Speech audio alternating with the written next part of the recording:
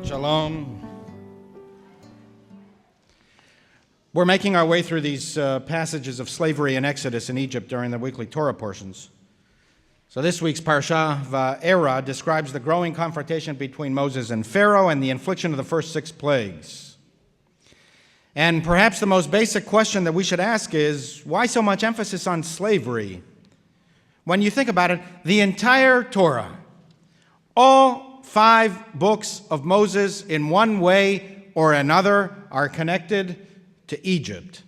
The first book, Genesis, is a prologue describing how the Israelites ended up in Egypt in the first place, and the remaining 4 books of the Torah are about getting out of Egypt. So while the Torah has many different passages, many different ideas and philosophies embedded within it, in one sense, the entire Torah is about slavery.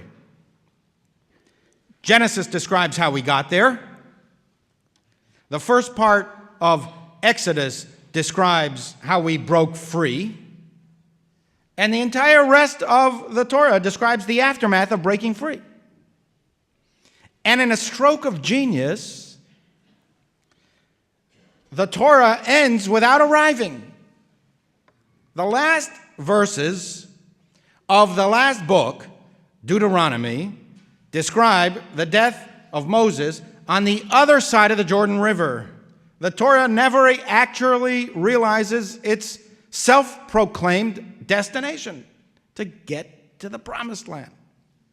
And the message, therefore, is that slavery stays with us forever. We never really break free. We are constantly reading about the descent into slavery, the oppression, the breaking away, and the failure to arrive. And then the process is repeated all over again. Slavery is the master narrative of Judaism. Practically everything we say or do that is important to us reminds us of the slavery experience. All of the key festivals are interpreted as having something to do with Egypt. Even the Kiddush that we recite every Shabbat, as we will do again after the services at the Oneg, outside in the lobby, even the blessing over the wine has a phrase that reminds us of the Exodus from Egypt. Why? What's so important about Egypt that so defined Jewish thought and Jewish tradition? I suggest to you 2 of many responses. First, there is a stunning audacity in the Hebrew Bible. While it focuses on Abraham's descendants, those who became known as Jews, the Bible asserts that the Jewish story has world significance. The story of the Jewish people is the story of all people. The Jewish struggle to be free is the human struggle to be free.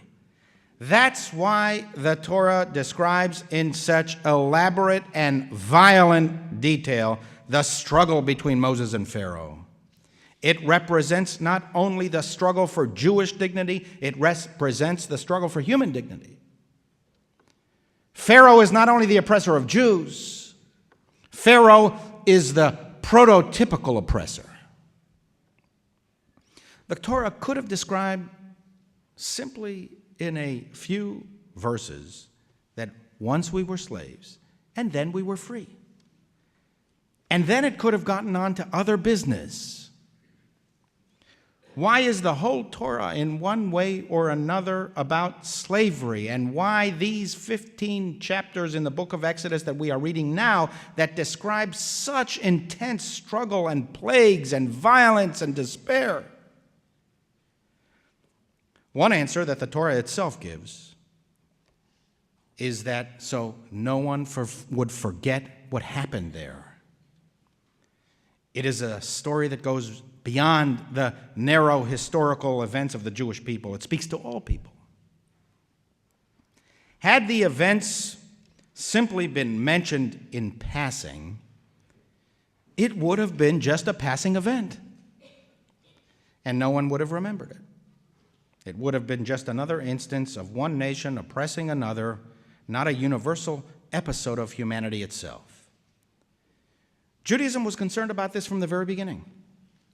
When the Jewish story began and Abraham was selected, God specifically emphasized that the point of the selection was that all the families of the earth shall be blessed through Abraham.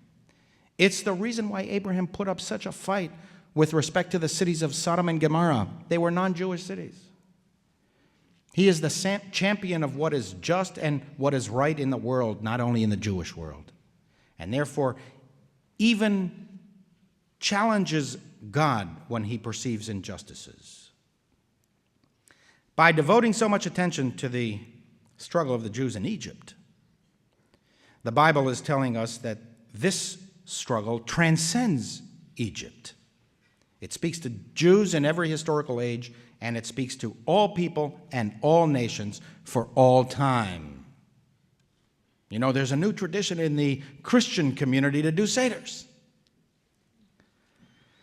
And second, then, what is the key lesson for all people for all time? I think it is this: that the will to oppress others is at the heart of the human condition.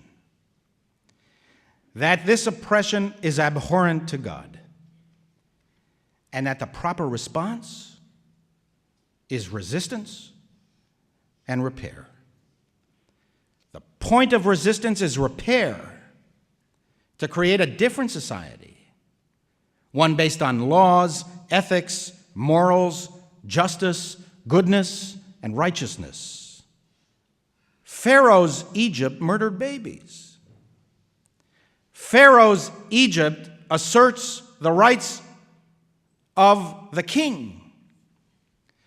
Pharaoh's Egypt was based on the power to dominate and enslave. The liberation's purpose was to create a society of laws.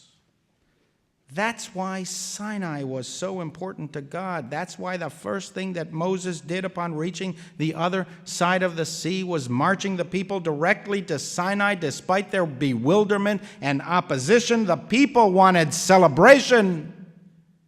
They wanted to crack open the champagne.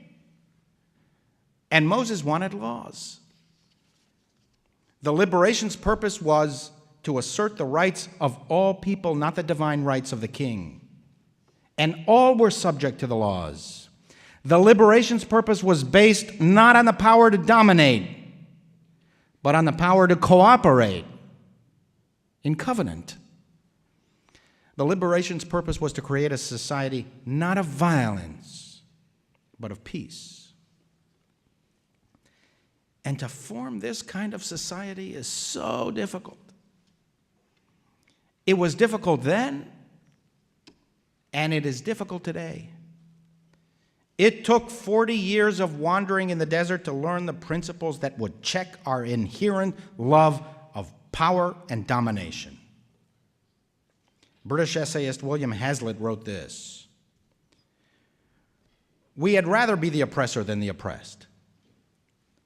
The love of power in ourselves and the admiration of it in others are both natural to man. The one makes him a tyrant, and the other a slave. Wrong dressed up in pride, pomp, and circumstance has more attraction than abstract right. If the great and powerful had the beneficence and wisdom of gods, then all this would have been well. If they had as great a care for the people's interest as they had for their own, then they might rule over them like another providence. But this is not the case. Their interests are so far from being the same of those of the community that they are in direct and necessary opposition to them.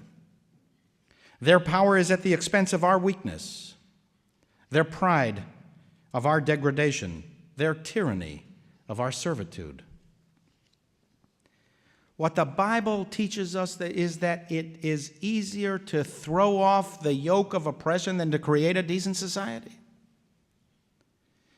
As hard as those revolutions were in Iran, the former Soviet Union, Tunisia, Egypt, Libya, Yemen, and now Syria, these are yet the easy part. It is far harder to create a decent society. The French Revolution devoured its own principles and descended into terror in the aftermath of the overthrow of the king. It took perhaps a full century to recover. The very violence that made the revolution possible in the first place gave rise to the guillotine.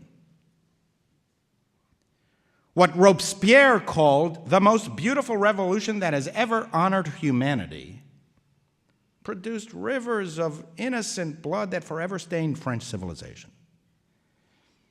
Even in the most advanced societies in our day, here in the United States, there are injustices every day based on the inherent love of power. Every day, the oppressed suffer and the oppressors dominate. We know of these injustices. And still, every day, we go on with our lives oblivious to the suffering, deluding ourselves into thinking that somehow modernity exempts us from cruelty. That's why the Torah never actually realizes the promised land. Liberty is always a work in progress. We can never let down our guards, and we can never cease working for freedom because we never really get there. Amen.